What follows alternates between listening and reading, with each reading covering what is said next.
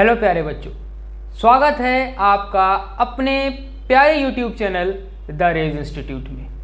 प्यारे बच्चों, हम लोग क्या पढ़ रहे थे? हम लोग पढ़ रहे थे अपनी क्लास 9th की हिंदी के अनिवार्य संस्कृत भाग को। क्या पढ़ रहे थे?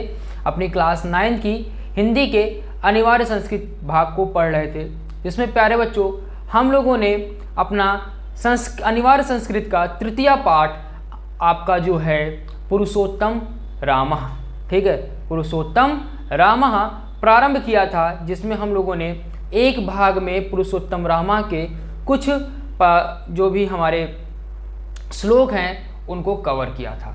उसके पश्चात आज हम लोग आगे के पुरुषोत्तम रामा पाठ के बचे हुए पद्यांशों को क्या करने वाले हैं, पढ़ने वाले हैं, उनकी हिंदी अनुवाद को समझने वाले हैं। तो प्यारे बच्चों, आशा करता हूँ अभी तक आपको मेरे द्वारा पढ़ाई जाने वाली जो भी हिंदी अनुवाद रहे हैं वो अच्छे से समझ में आए हैं।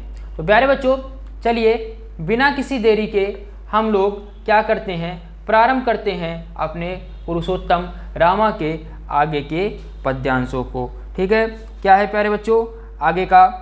तो हमारा जो छठा भाग है, ठीक है, 6 तक हम लोगों ने डिस्कस कर लिया हिंदी अनुवाद को।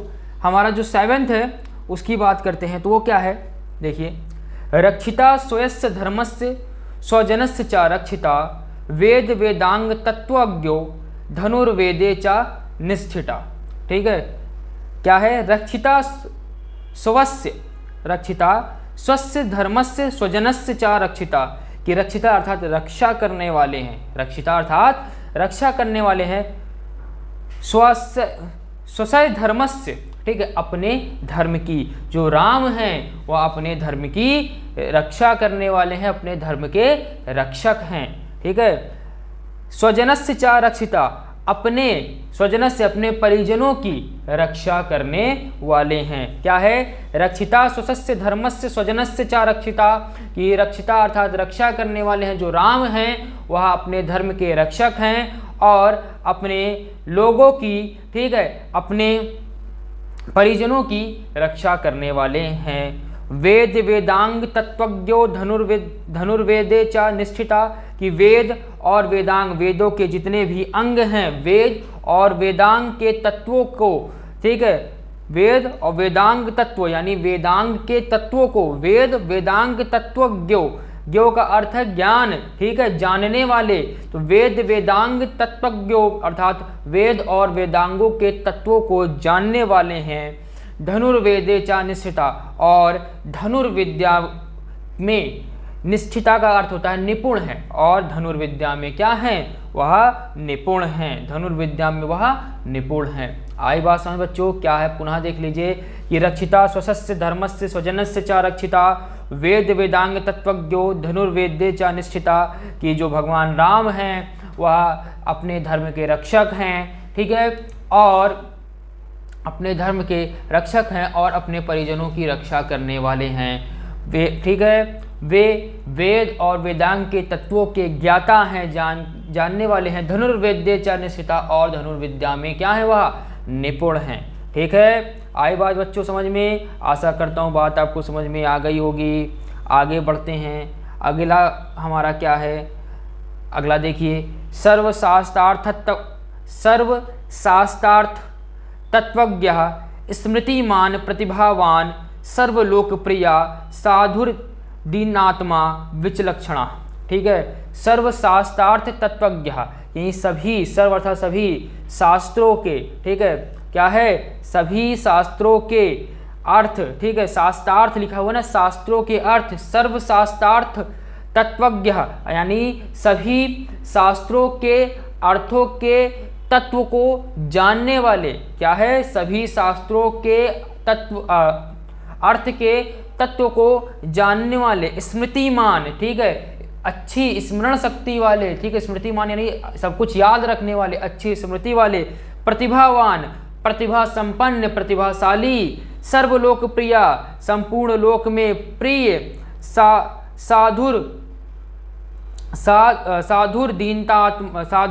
दीनात्मा विलक्षणा, ठीक है, सज्जन, स्वतंत्र और विचार वाले तथा चतुर हैं। ठीक है, साधु यानी सज्जन, ठीक है, साधु, दीनात्मा यानी कि सज्जन, स्वतंत्र, विलक्षण अर्थात चतुर। ठीक है, क्या है, सर्वलोकप्रिया, साधुर, दीनात्मा, विलक्षणा, इस संपूर्ण संसार के प्रिय, सज्जन, स्वतंत्र विचार वाले तथा चतुर हैं। कौन? भगवान राम। पुनः एक बार देख लीजिए क्या है, सर्वशास्त्रार्थ तत्वज्ञ, स्मृतिमान, प्रतिभावान, ये सभी शास्त्रों के तत्वों के अर्थ के ज्ञाता। ठीक है, अच्छी स्मृति वाले, ठीक है, प्रतिभा संपन्न, प्रतिभाशाली, सर्वलोकप्रिय, संपूर्ण लोक में प्रिय, साधुर, दीन आत्मा, सज्जन आत्मा वाले, ठीक है, सज्जन, स्वतंत्र, विलक्षणा और सज्जन, स्वतंत्र विचार वाले तथा चतुर हैं। कौन? राम। आई बात समझ में? क्या है कि साधुर, दीन आत्मा अर्थात सज्जन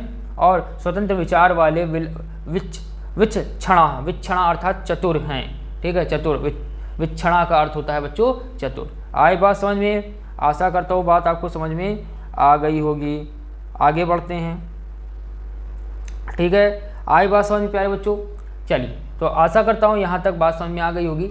इन केस बच्चों अगर आपको किसी भी, ठीक है, इन केस आपको किसी भी व्याख्या में, हिंदी अनुवाद में किसी भी प्रकार की समस्या होती है तो आप हमें कमेंट बॉक्स में कमेंट कर सकते हैं। हम अपने आने वाली नेक्स्ट वीडियो में पहले आपकी जो क्वेरी है, ठीक है, आपकी जो क्वेरी है उसको सॉल्व करेंगे, उसके बाद आगे की व्याख्याओं को पढ़ेंगे। ठीक है, चलिए आगे बढ़ते हैं। अगला हमारा क्या है, साचा नित्यम प्रसानात्मा मृदुरपूर्व च भासते उच्च मनो अपि पुरुषम नोत्तरम प्रतिपद्यते। अब यहाँ पे क्या है देखिए, साचा नित्यम प्रशांतात्मा यानी कि जो भगवान राम हैं वो क्या है, नित्य। ठीक है, वह राम, ठीक है, और वह राम नित्यम, नित्य, प्रसन्नात्मा, ठीक है, शांत मन वाले, प्रसन्नात्मता आत्मा, ठीक है, प्रशांतात्मा। प्रशांत आत्मा का मतलब क्या है,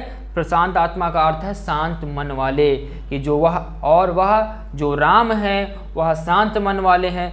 मृदु पूर्व चा भासते, मृदु पूर्व चा भासते, भासते का अर्थ होता है बोलना, और मृदुभाषी हैं, ठीक है, मीठा बोलने वाले हैं।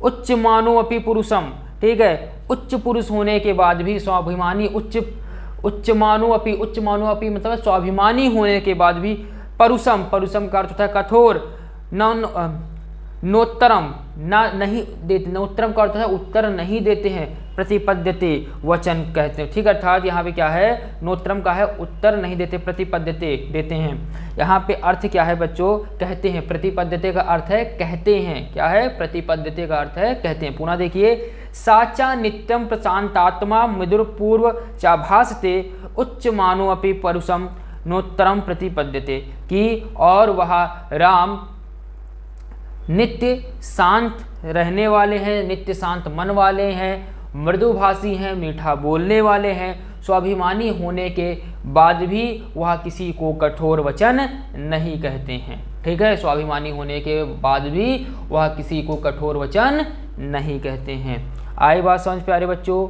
आशा करता हूँ यहाँ तक बात आपको समझ में आ गई होगी। ठीक है, आगे बढ़ा जाए। चलिए आगे बढ़ते हैं। अगला हमारा क्या है, अगला है हमारा कदाचित उपकारेण कृतनेकेन तुष्यति चा स्मरण सत्यपकाराणाम सत्यमप्यात्मक शक्त्या। ठीक है, अब यहाँ पे क्या है, कदाचित उपकारेण, ठीक है, कदाचित उपकारेण, कदाचित धन उपकारेण से बना है, कभी उपकार के द्वारा। ठीक है, कदाचित उपकारेण एक साथ जुड़ा हुआ है, तो इसको अगर हम संधि विच्छेद करते तो कदाचित धन उपकारेण शब्द बनता टूटता है, संधि विच्छेद होता है, और इसका अर्थ निकलता है कभी उपकार के द्वारा। ठीक है, कभी उपकार के द्वारा।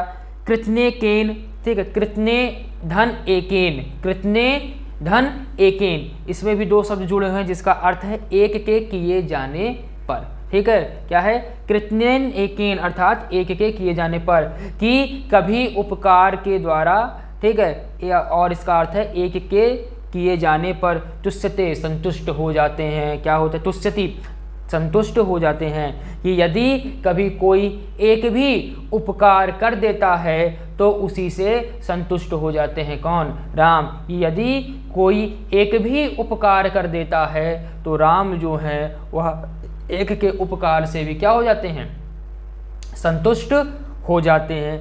ना स्मर, ठीक, स्मृत्या अपकाराणाम, ठीक है, और जो है स्मृति अपकाराणाम यानी कि अपकारों को याद नहीं करते हैं। ठीक है। सत, ठीक है, सतम अपि धन आत्मशक्तिया, सतम अपि आत्मशक्तिया, यहाँ पर भी आपके 3 शब्द जुड़े हैं, सतम अपि आत्मशक्तिया। ठीक है, अगर इसका संधि विच्छेद किया जाए तो यही आएगा, सतम धन अपि धन आत्मशक्तिया, कि सतम अपि आत्मशक्ति यानी अपनी आत्मशक्ति से 100 को भी यानी 100 अपकारों को भी वह याद नहीं रखते हैं। ठीक है, फिर से देख लीजिए क्या है, कदाचिदु कारेण कृतने केन तुष्यति, कि किसी यदि कभी कोई एक भी उपकार कर देता है तो उसी से संतुष्ट हो जाते हैं। ना स्मृति अपकारणम, वह किसी के द्वारा किए गए अपकारों को याद नहीं रखते हैं,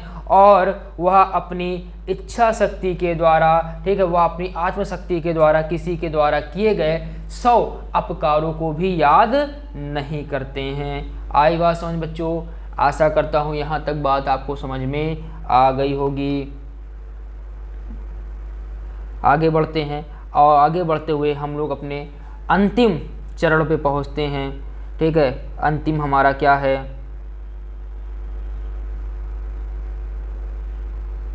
अंतिम देख लीजिए, अंतिम हमारा क्या है? सर्व विद्याव्रतम, सर्व विद्याव्रत स्नातो यथाव्रता सांग वेद वित्ता, सांग वेद वित्त अमोघ क्रोध हर्षच त्याग संयम कालवितम।